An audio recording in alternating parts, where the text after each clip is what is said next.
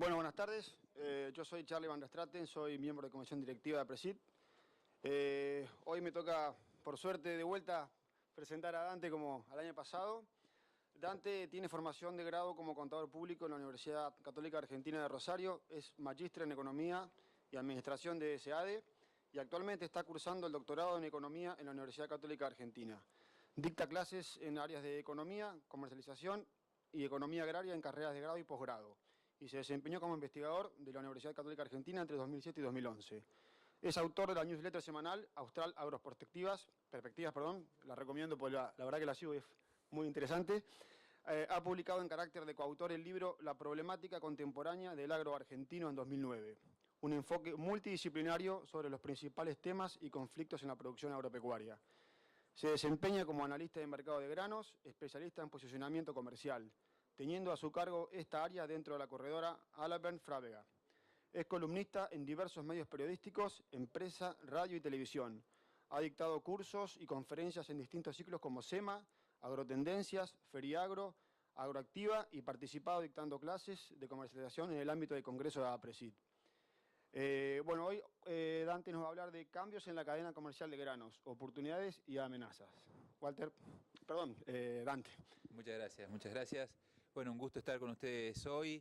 Lo que vamos a compartir es una temática que dentro de la Universidad Austral venimos trabajando en distintas líneas de investigación de hace un tiempo y es producto de las discusiones y de los intercambios que vamos teniendo también en las aulas de clase de las maestrías y cursos de posgrado, con participación de gente de distintos espacios, porque un poco lo que estamos viendo es que realmente hay un cambio bastante importante dentro de lo que es la cadena comercial de granos. Lo que es interesante, digamos, como introducción de todo esto, bueno, a ver, ¿de qué estamos hablando cuando decimos la cadena comercial de granos? Nosotros tenemos, por un lado, países que son netamente exportadores, como es el caso de Argentina, donde tenemos una cantidad de recursos que en realidad exceden a lo que es nuestras necesidades de consumo y que nos convierten en definitiva en un país que tiene por sus características la posibilidad de exportar grandes volúmenes y de alimentar a mayor cantidad de población de la que reside dentro de nuestras fronteras. Por otro lado, tenemos países consumidores e importadores que están en la situación inversa.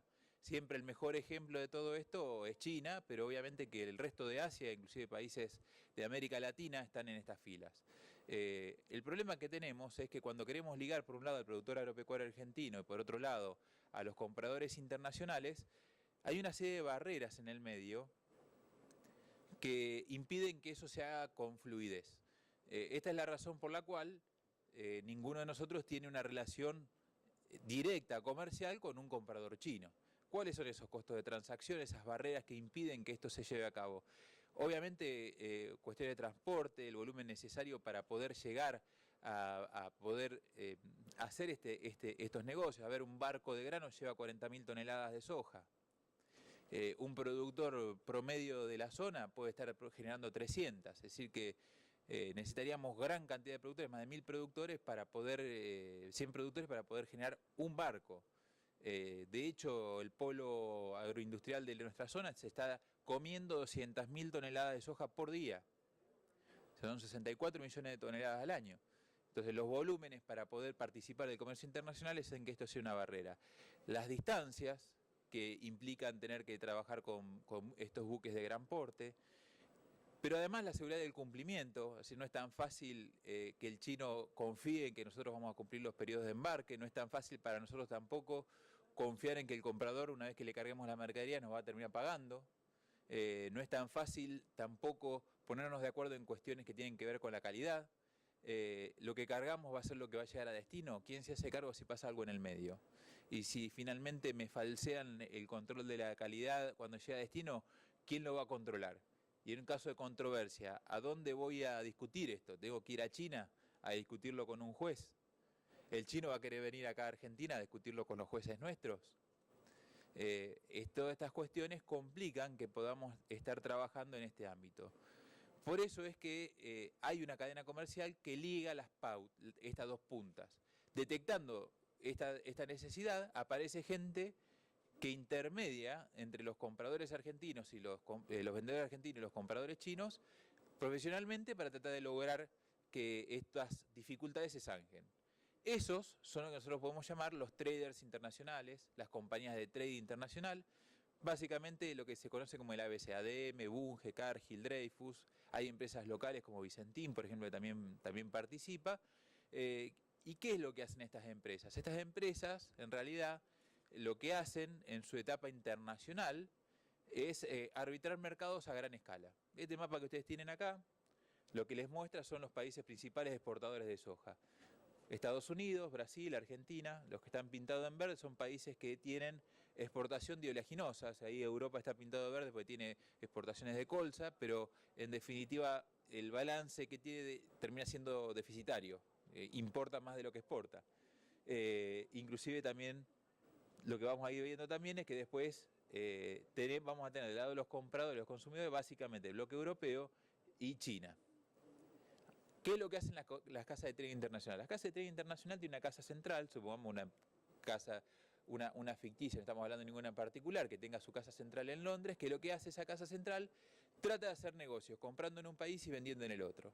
Si yo veo que un mercado está desarbitrado, que está muy barato en un lado y muy caro en el otro, compro y vendo y esos diferenciales de precios van a desaparecer. Ahora, ¿es realmente tan sencillo como lo estamos diciendo? Bueno, en realidad no, porque los tiempos y los momentos en los cuales los vendedores, los productores, estamos con necesidad y posibilidad de entregar la mercadería, no son los tiempos en los cuales los compradores internacionales están demandando. Entonces acá hay que coordinar y manejar en forma separada los negocios que le podemos llamar de originación y los negocios que son de destino. Por eso que estas casas de trading internacional, para llevar adelante esta actividad, tienen oficinas de originación que están puestas en los países que son netamente exportadores. En el caso de Estados Unidos, las tiene en Brasil, las tiene en Argentina, y lo que van haciendo en todos estos países es comprar.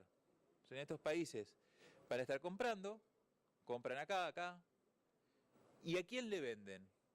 En realidad, cuando compran, no hacen un negocio calzado con el comprador internacional.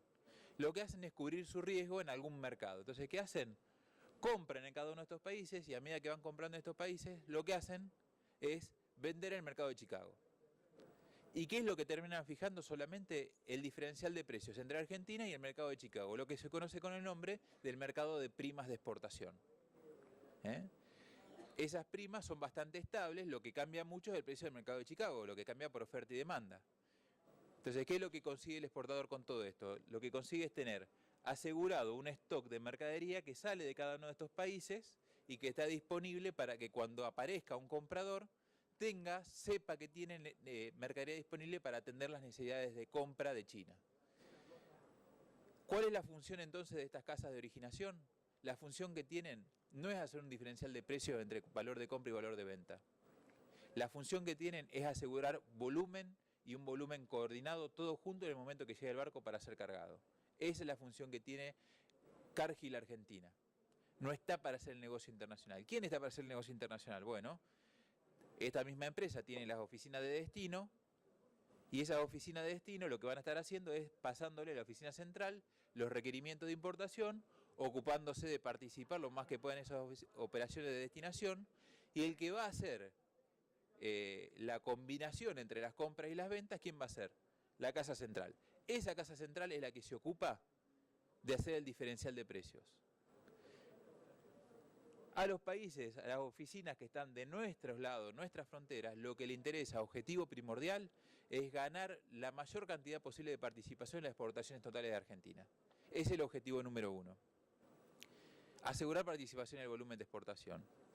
La central es la que maximiza la diferencia entre compras y ventas. Entonces, lo que busca Cargill Argentina, Bunge Argentina, Noble Argentina, Dreyfus Argentina, es volumen. Y eso es lo que están buscando en el mercado. Ahora, ¿cómo hacen para después, en su etapa local, conseguir ese volumen? Porque el problema que tenemos nosotros es que los productores están atomizados, tienen niveles de producción relativamente chicos respecto de lo que necesita cargar un barco, un trader internacional, lo que maneja a lo largo de un año un trader internacional, y el problema es cómo coordinamos toda esta mercadería para que llegue en forma eficiente a los puertos, para que cuando llegue el barco, en cuestión de 3 o 4 días, cargue y se vaya. Coordinar esto es muy difícil, y eso es lo que hace los canales de comercialización. ¿Y cómo funcionan los canales de comercialización en un mundo idílico? Este canal de comercialización no es algo que esté regulado por una ley de mercado, sino que se genera por conveniencia en la Argentina. En una época teníamos la Junta Nacional de Grano, que era la única que compraba y se terminaba todo, pero la experiencia fue muy mala y en la década de los 90 pasamos a un mercado libre que ha generado realmente una expansión de la agricultura, contribuyó a una expansión de la agricultura muy importante y ese es el esquema en el cual estamos parados hoy por hoy. Por eso cuando a nosotros nos dicen vamos a estatizar el comercio de grano, se nos ponen los pelos de punta. Sobre todo los que, en mi caso, lo hemos leído o vivimos la última etapa de la Junta, que fue la etapa más triste. Entonces, ¿por qué cambiar algo que funciona? ¿Y cómo funciona esto? Bueno, hay una primera etapa que se llama la etapa donde los productores empiezan a generar la concentración de la mercadería, pero que tiene mucho que ver con la producción, en la cual los productores le entregan su mercadería a los acopios y las cooperativas. ¿Y acá qué es lo que pasa? Un cierto número de productores se empieza a concentrar en un acopio.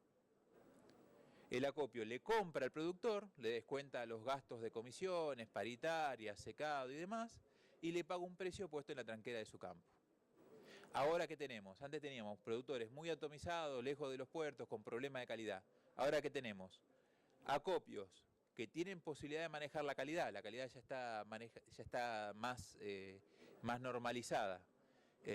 Tienen mejor logística, aunque todavía siguen estando lejos de los puertos. Han concentrado la oferta. Dijimos, un productor te mueve 200, 300 toneladas al año. Un acopio mueve entre 40 y 50 mil toneladas por año. Ya un acopio mueve la misma cantidad de mercadería que lleva un barco. Pero necesitamos coordinar 5 acopios por día para poder abastecer un día de molienda. Entonces seguimos teniendo un problema de escala. ¿Cómo se soluciona esto? Pasando para una segunda etapa que es la de concentración, y en esta etapa de concentración es donde aparece la Bolsa de Comercio de Rosario. ¿Y cómo se vinculan los acopios con la Bolsa de Comercio de Rosario? Se vinculan a través de los corredores. ¿Qué hacen los corredores? Intermedian y representan a los acopios y a las cooperativas en el recinto de la Bolsa de Comercio de Rosario. Recinto en el cual los exportadores van a comprar.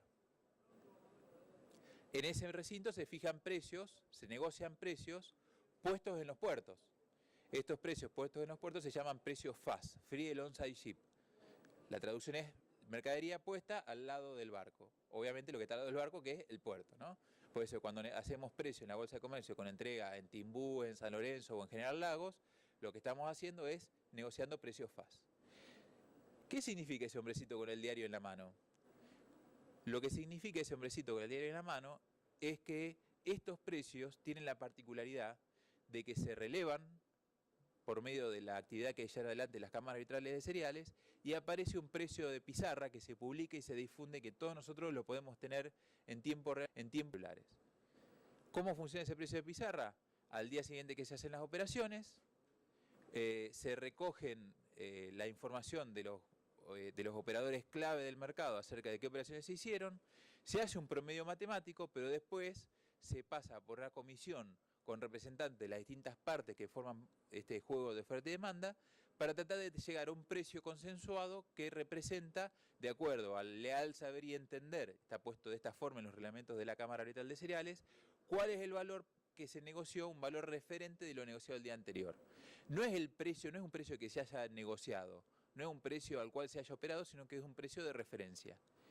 Y ese precio de referencia es muy importante porque lo que hace es, no solamente que transparenta la operación y transparencia el precio que se está negociando acá, sino que además, como los productores saben que los acopios están vendiendo en este mercado y que este es el precio de referencia, si la pizarra sale en 2.400 pesos, a mí el acopio, si yo estoy a 300 kilómetros del puerto y mover la mercadería me cuesta 202 pesos por tonelada, no me pueden ofrecer mucho menos de 2.200 pesos.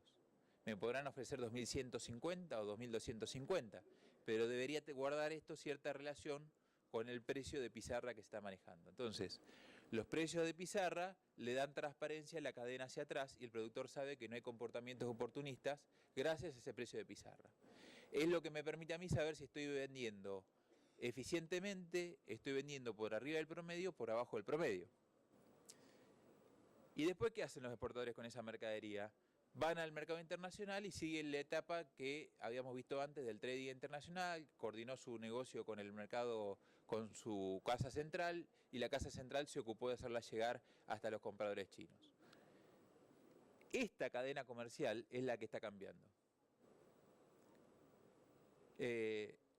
Dijimos que el objetivo de la casa central, de la oficina, perdón, de la casa de trading oficina local, Cargill Argentina, ¿cuál era?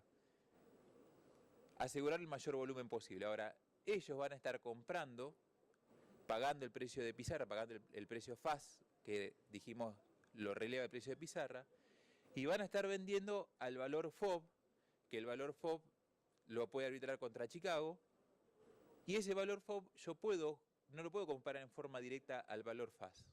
El valor FOB de la mercadería argentina está más o menos en los $520 por tonelada, 500, 520, ahora con la baja se fue a 450, pero esos son los valores de referencia.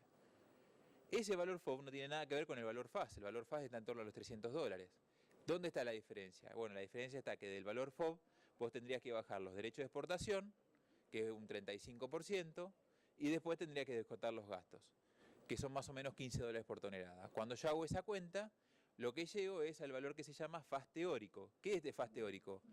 El FAS teórico es el precio de venta al cual el exportador está trabajando. El exportador tiene como valor de venta ese FAS teórico y como valor de compra el precio de pizarra. Y el exportador dice, mira, mi objetivo es hacer volumen. Ahora, si además de ese volumen puedo hacer plata, sería espectacular. Ahora, el problema es que esos dos objetivos que puede tener el exportador colisionan y va a tener que hacer equilibrio entre ¿qué? Entre pagar un precio FAS abajo del FAS teórico para aumentar sus ganancias, pero ¿qué pasa si el exportador te ofrece un precio más bajo? En vez de venderle a él, le vendes a otro. Si el FAS teórico da para pagar 2.400 y Cargill pretende pagar 2.300, pero Bunge paga 2.400, Bunge se lleva todos los negocios y Cargill no hace volumen. Entonces, si yo gano plata comprando barato, pierdo volumen. Ahora, si yo pago el precio FAS, lo que hago es capturar mucho volumen. Entonces trato de hacer equilibrio ahí. Entonces, la pregunta es, ¿podría hacer las dos cosas? En realidad, para hacer las dos cosas, lo que tendrías que hacer es segmentar el mercado. ¿De qué forma segmentar el mercado? Pagarle a algunos un precio más bajo y a otros un precio un poco más alto. ¿Está mal hacer esto? No, esto es lo que tratan de hacer todos los empresarios en el mercado. Tratan de segmentar para ofrecerle a los distintos tipos de consumidores distintos tipos de productos que justifique trabajar en precios más altos. Ahora, ¿podemos justificar que haya precios distintos en un mercado que es commodity, la soja que produce el señor es la misma que produce este otro señor que tengo sentado por acá? Y es medio difícil. Pero ¿qué cosas no son lo mismo? Los volúmenes que yo comprometo. No es lo mismo comprar a un productor que me manda 2 camiones que comprarle a un acopio que tiene desvío ferroviario y que me carga un operativo que me lleva 1.500 toneladas en una sola operación. Entonces, el que viene y me trae 1.500 toneladas en un solo negocio va a poder capturar mejores precios. Hay cuestiones que tienen que ver con la zona. Yo puedo pagar en una zona un precio y en otra zona otro precio. Si esas zonas no tienen contacto entre sí, nadie se va a enterar. Puedo trabajar con condiciones distintas. Puedo decirle, bueno, miren, si ustedes me entregan la mercadería más adelante, les pago un premio. Todas estas cuestiones lo que fueron generando son mercados segmentados. Ahora, si yo estoy en los mercados segmentados, yo como productor voy a tratar de estar siempre lo más alto que pueda, pero probablemente el problema que tengo es cómo sé cuáles son los valores que se están manejando en estos mercados segmentados. Y ahí nos empezamos a meter dentro de los desafíos que plantea todo esto. ¿Cuál es el precio lógico de este mercado? ¿El del segmento más bajo, el intermedio, el más alto, un promedio de todos? En realidad no estamos hablando de cosas comparables. Y esto es lo que se está discutiendo hoy por hoy. Por eso es que hay tanta dispersión en el mercado en cuanto a los precios. Y hay algunos factores que ayudan a que esto sea posible, que sea posible sostener estos diferenciales de precio. ¿Cuáles son esos factores? El tema de los hilo bolsa, que hace que los productores se independicen cada vez más de los acopios en su función de tener almacenada la mercadería hasta que llegue el momento en el cual yo necesite la plata o me guste el precio para vender. Eso lo puedo hacer con el silo bolsa, no necesito pagarle al acopio los gastos de sus comisiones y paritaria y todo lo demás. La mejora en las comunicaciones. Yo antes tenía que ir al acopio porque no sabía cuándo se estaba pagando en los mercados. Hoy por hoy todos los corredores, todos los exportadores mandan mails, mensajes de texto, hay grupos de WhatsApp, páginas web donde uno puede ver más o menos qué precio se está manejando. Acceder al mercado de Chicago lo podemos hacer a través de una página web, entonces sabemos si Chicago va para arriba o va para abajo. Los mercados a término tienen cotización también en forma de tiempo real en las páginas web y eso es gratuito. Entonces yo si quiero saber cuánto se está pagando por la soja no necesito llamar a un corredor. Agarro el teléfono y me fijo. Está bien, el gobierno está haciendo todo lo que puede para que no haya señal en ningún lado. No sé cómo andan los celulares de ustedes, pero el mío anda cada vez peor. Pero esto es un punto que agilizó mucho todo este proceso. La salud financiera del productor ayudó mucho también porque logró independizarse de quien normalmente lo asiste financieramente, que es el acopio, y eso le facilita ir hacia otros canales de comercialización que le pueden pagar algún sobreprecio por saltear esa etapa, donde básicamente lo que pasa es que quien te esté comprando no le está pagando la comisión que le corresponde al acopio porque vos no estás usando esa función.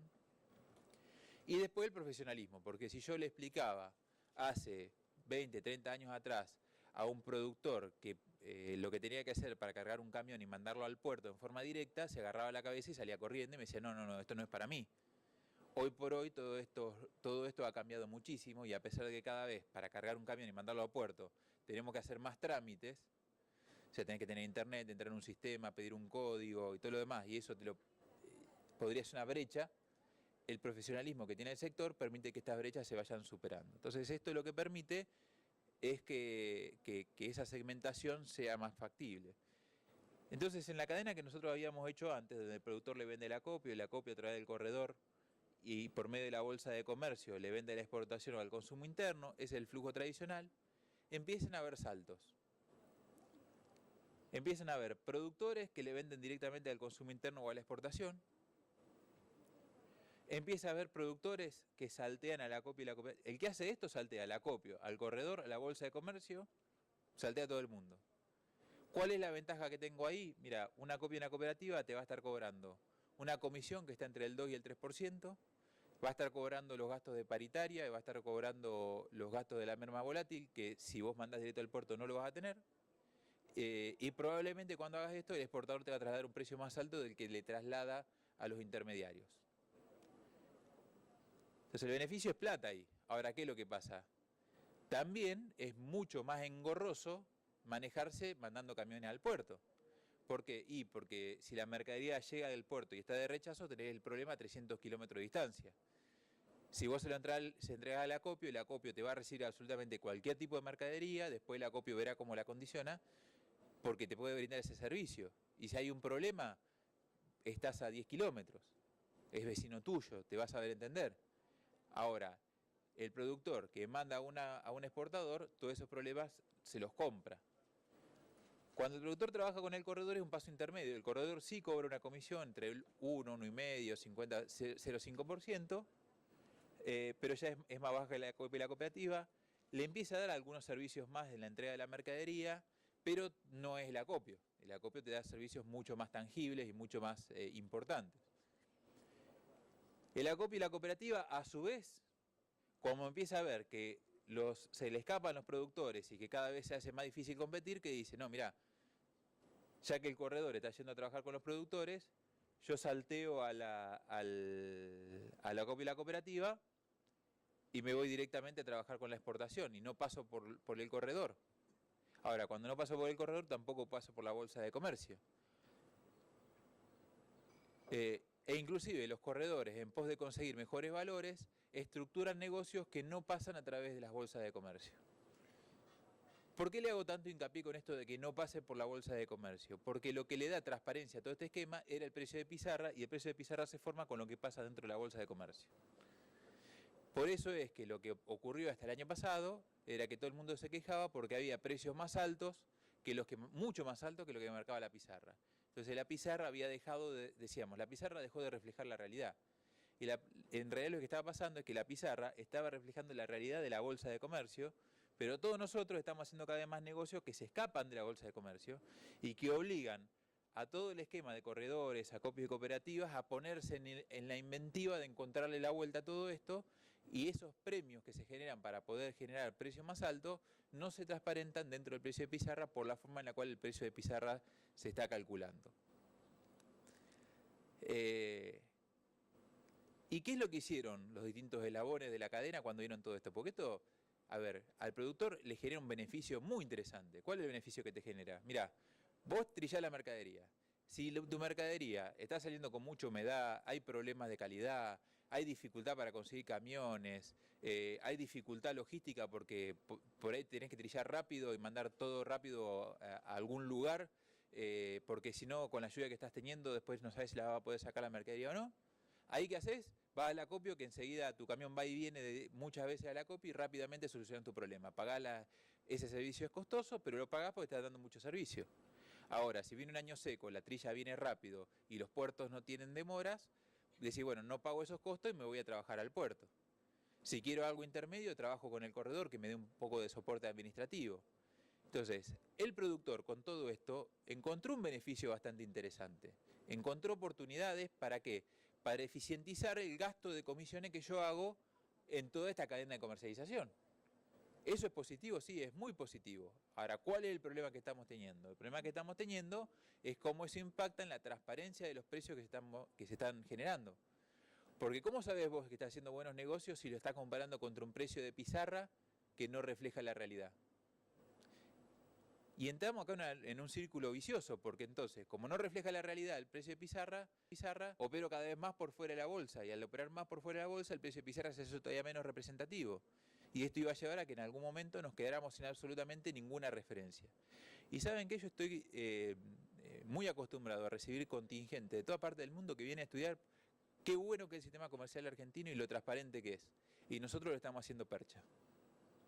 Entonces, me parece que esto es como el salvavidas del Titanic. Hasta que el Titanic le dio al iceberg, nadie se preocupó si había botes, si había chalecos salvavidas y todo demás. Ahora, cuando esto pasó, ahí surgieron todos los problemas. ¿Qué es lo que hicieron? Bueno, precios diferenciales. AFA y ACA y los grandes acopios son los que tienen la bandera de los precios diferenciales. Los corredores hicieron correacopio. Los acopiadores que hicieron bajaron costos y dijeron no vamos a pasar la mercadería por las plantas porque esto nos van a traer un dolor de cabeza. Entonces están haciendo trabajando como corredor. Una ingeniería comercial y financiera para aumentar el margen y poder trasladar mejores precios al mercado. Empezaron a sumar negocios para bancar los costos fijos. ¿Y todo esto qué es? Beneficio para el productor, pero ¿para qué? Para poder subsistir el acopio. El acopio se tuvo que reconvertir, el corretaje se tuvo que reconvertir, las cooperativas se tuvieron que reconvertir. Ahora, ¿se reconvirtieron todo al mismo tiempo? No, hay algunos que vienen más lento. Y esos que vienen más lento quieren volver al sistema viejo. ¿Pero podemos volver al sistema viejo? Es muy difícil. Entonces, entre medio hay una puja muy grande de sectores entre sí. ¿Qué es lo que encontramos nosotros en la encuesta de la Nacional de Productores Agropecuarios que conduce la Universidad Austral y que el coordinador lo tenemos acá sentado, Roberto Fini, que hace un trabajo realmente excepcional con todo esto? Lo que encontramos es que cuanto más chico el productor, más trabajo con acopio y cooperativa. Productores de 250 a 600 hectáreas. Vamos creciendo en superficie y en tonelajes operados en el año y fíjense cómo los acopios y cooperativas empiezan a perder participación y suben los corredores. Y cuando te vas a megaproductores de más de 10.000 toneladas al año, los que ganan espacio son los directos, la exportación directa. Ahora, cuando vos le preguntas si valoran los mercados concentradores, todos te dicen que sí, que lo valoran mucho. Y es más, lo valoran más que la encuesta que se hizo hace 2 años atrás. Pero ¿qué pasa? No actuamos en consecuencia. ¿Por qué? Porque tanto los medianos como los comerciales, como los grandes y los mega, todos quieren trabajar más con los canales directos y menos con los acopios y las cooperativas. Entonces, nos damos cuenta que nos estamos mandando una macana, pero actuamos en la misma forma que veníamos actuando antes. Pero los incentivos están dados de esta forma.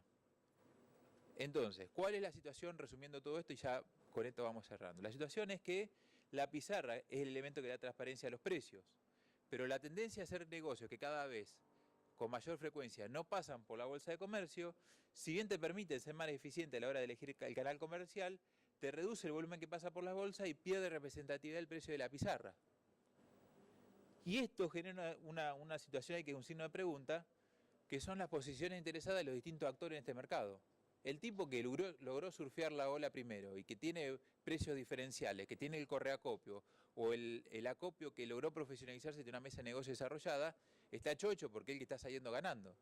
Ahora, los corredores que son tradicionales, que no hicieron todo esto, están muy disgustados y los acopios que todavía no hicieron la reconversión están teniendo problemas económicos muy serios. Entonces, hay algunos que dicen, yo quiero esta situación que estamos teniendo, es algo que llegó para quedarse, Bueno, y en el medio que tenemos a los compradores que logran segmentar el mercado y logran, a río revuelto, ganancia del pescador, logran hacer un promedio de compras que le permiten, además de no perder volumen de originación, hacer diferenciales de precio. Entonces acá hay muchos intereses contrapuestos.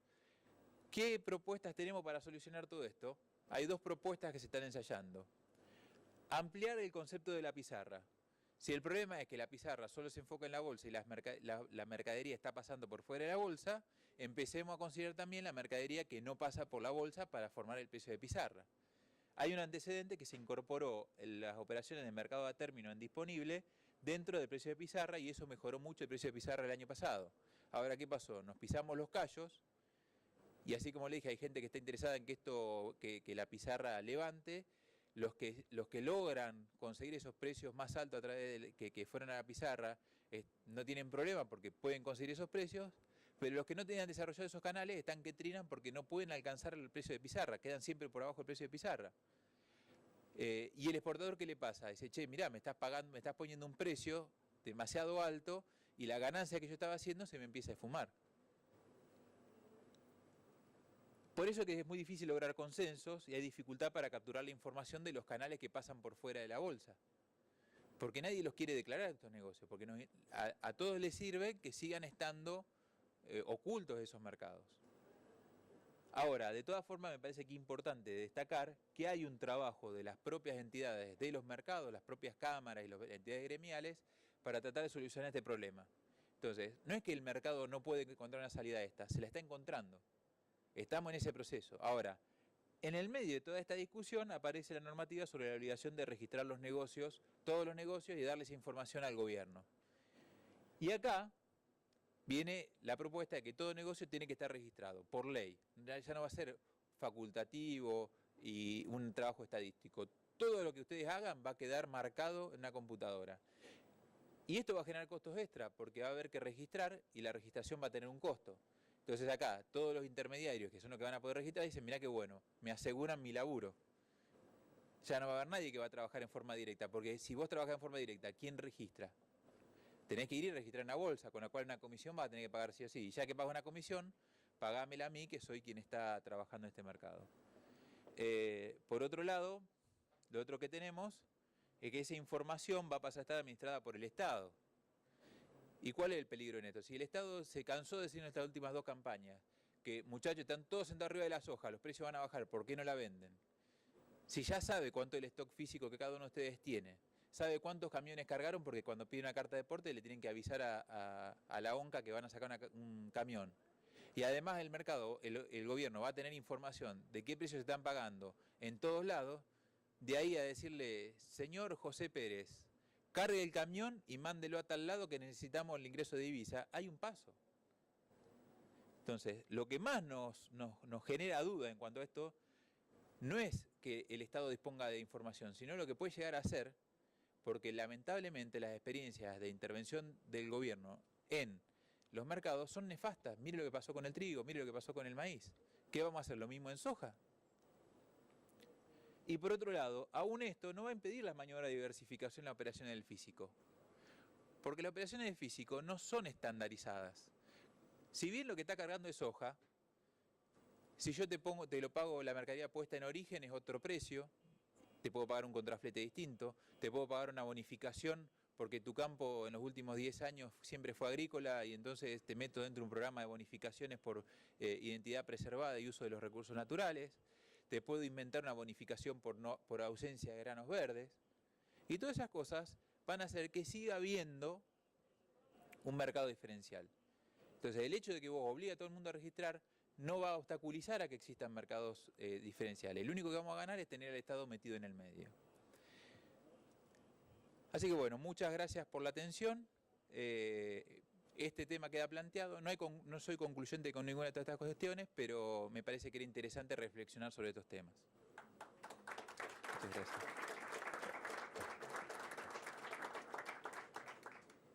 Gracias, Dante. Tenemos 10 minutos para preguntas. Si a alguien se le ocurre alguna, yo arrimo el micrófono. Si no, yo tengo alguna.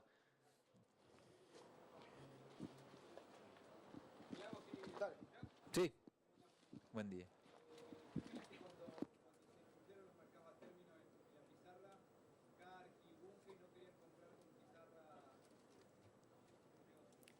Bueno, a ver, lo que pasa acá es que en definitiva,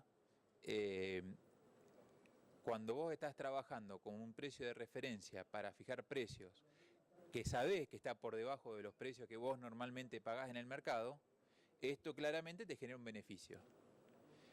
Cuando de repente ese precio empieza a capturar los valores reales del mercado, obviamente que te voy a estar perjudicando en tus intereses particulares. Era obvio que a Cargill, Bunge, Dreyfus, a cualquier comprador que le pase esto, no le iba a gustar que eso ocurriera. Entonces, lo llamativo hubiese sido que no se hubiesen quejado y que no hubiesen puesto en marcha los engranajes para tratar de volver a alguna situación que los dejara en alguna posición de ventaja. Pero ¿qué es lo que ocurre ahí? Lo que tenemos que entender es el negocio que persiguen las casas de trading en Argentina.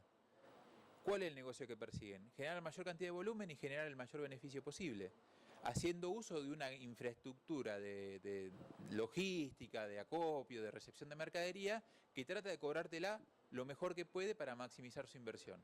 Ahora, de ahí a decir que por tratar de estar trabajando en esto vamos a condenarlo, en realidad hay un mundo. Entonces, yo entiendo la posición de ellos, decir, miren, ¿saben qué? Yo ahora, si hacen negocio a fijar, se lo voy a tomar por mercado comprador.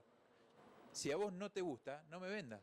Y está perfecto, porque no te está obligando a que vos le entregues mercadería y que se la deje a fijar por mercado comprador. Lo que te está diciendo es, ¿querés negocio a fijar? ¿Te sirve tener negocio a fijar? Perfecto, pero te voy a pagar el precio que pago yo.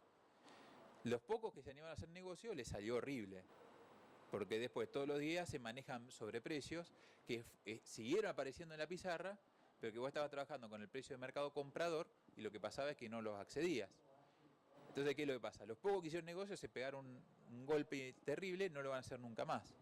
¿Y cuál es el resultado para las grandes casas de trading? Se están encontrando que ellos necesitan mercadería para moler, que tienen muy pocos días de stock y que no alcanzaron a comprar la mercadería que estaban pretendiendo. Entonces, ¿qué es lo que está pasando hoy? Están saliendo negocios a fijar por pizarra.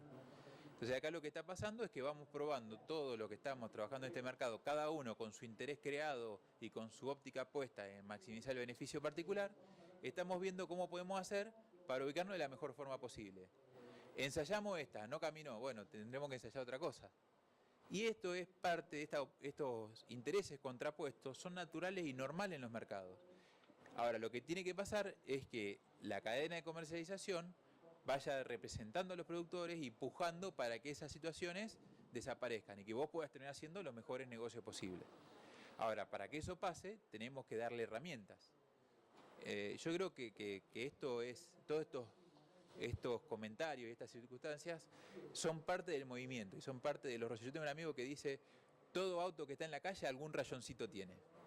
Y esto pasa con el mercado. El mercado está constantemente en oposición de intereses y se van generando fricciones. Y acá lo que hay que esperar es hasta que se acomoden un poco todos los tantos.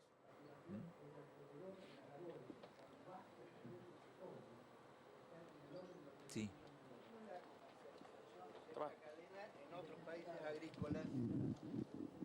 ¿Cómo es esta cadena en otros países agrícolas, por ejemplo, Brasil, Paraguay o Estados Unidos, digamos?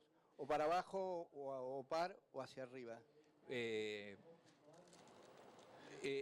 esquema que tenemos nosotros de una bolsa de comercio que opera físico, con el grado de concentración que tenemos, es único en el mundo. ¿Qué pasa en el caso de Brasil? En el caso de Brasil, lo que tenemos es que en cada uno de los... Brasil el problema que tiene es la producción muy dispersa y algunos núcleos productivos extremadamente lejos de los puertos. El caso de Mato Grosso, el caso paradigmático. ¿Qué pasa allá? Bueno, allá tenemos distintos puntos de entrega que pagan precios puestos en distintos estados de Mato Grosso, Ouro Preto, distintos lugares, ¿no? Y después tenemos precios que se pagan en el puerto. El problema que hay es que no hay una pizarra que recoja todo esto. Entonces, ¿qué es lo que hicieron? Distintas empresas pusieron plata para financiar parte de los productores y parte también de las empresas interesadas en que el mercado se empiece a transparentar, pusieron a instituciones que se crearon para hacer estadísticas y relevar todos los precios que se van pagando y hacer lo que hace la bolsa de comercio con la pizarra. Entonces, cada uno le van buscando una vuelta. ¿Qué es lo que pasa en un país como Uruguay? En el caso de Uruguay, donde la agricultura a gran escala creció mucho en estos últimos años, se maneja como ellos no tienen ningún tipo de dificultad en la exportación, digamos, todas estas cosas que hemos inventado nosotros, ellos no la tienen. Y en realidad, como yo les explicaba antes, el precio de mercado está muy relacionado con Chicago. Ellos están acostumbrados a trabajar con una prima o un descuento sobre Chicago. Entonces el uruguayo sabe que si Chicago vale tanto, la base, que es cuánto abajo de Chicago le van a pagar, debería estar en $10, $15 por debajo de lo que valga Chicago o $20 por arriba, dependiendo del momento del año. Y él lo que hace es negociar con esa base. Ahora, como tienen distancias muy cortas, están muy cerca de los puertos, esto es relativamente sencillo. Pero ¿qué es lo que pasa? Lo que pasa es que como vos hasta hace unos años atrás tenías muy poco nivel de profesionalismo acá, trabajaban en forma directa con los exportadores, y el día que, por ejemplo, Chicago se pegaba una suba muy fuerte y vos estabas interesado en fijar, venía el exportador y decía, hoy no tomo fijaciones. Esto se fue profesionalizando muchísimo y crecieron muchísimo en el desarrollo de esos mercados. En Estados Unidos, ¿qué es lo que pasa? En Estados Unidos no hay mercados concentrados de físicos, pero sí tiene un mercado de Chicago que refleja la realidad y en el cual hay mucha gente comprando y vendiendo todo el tiempo. ¿Y ellos qué hacen? Negocian un descuento sobre Chicago, el cual es relevado, y hay estadísticas históricas larguísimas de parte del DUSDA, del Departamento de Agricultura. El DUSDA tiene en cada uno de los estados, tiene una agencia que se dedica local, que se dedica a relevar todos los precios. Tiene una por cada uno de los estados, con muchas personas trabajando en cada uno de los estados. Ustedes váyanse para el norte, agarren el mapa de las delegaciones de la Secretaría del Ministerio de Agricultura y fíjense cuántas delegaciones tenemos en la provincia de Buenos Aires y cuántas tenemos en todo el noroeste. O sea, acá parece que si vos te alejás de Buenos Aires no tiene sentido sacar estadísticas, ¿no? Entonces, la diferencia tiene que ver mucho con cuestiones culturales, con cuestiones históricas de cómo se fueron dando los mercados. Otros países como Australia o Canadá, hasta hace muy poquito tiempo atrás, tuvieron juntas nacionales de trigo que funcionaron muy bien en su momento, pero que están en proceso de disolución. Ahí todo el mundo le vendía a la junta hacía el pool de venta, te decía al principio de año, mirá, estimamos que vamos a vender la soja a un promedio de $300, te anticipo un 30%. En la trilla te anticipo otro 30% más, cuando termina la campaña me fijo efectivamente cuánto terminamos vendiendo y te pago el resto. Ese era el esquema. Imagínense este esquema manejado en Argentina. Acá, digamos, no iban a pensar en maximizar el precio de venta, lo que iban a pensar es cuándo necesitaba la guita del gobierno. Entonces, esas son las dificultades y por esto decimos que tiene mucho que ver con las experiencias culturales e históricas de cada uno de los países. No podemos trasladar las experiencias. En la economía institucional, una de las cosas que más clara está es que las reglas de juego tienen que ser generadas internamente por quienes estamos y reconociendo el background cultural y las situaciones específicas de cada una de las regiones. Ahora, quien diseña las reglas no tiene que ser parte del juego. Quien diseña las reglas tiene que tener asepsia de las posiciones que cada uno tiene. Y esa es la dificultad.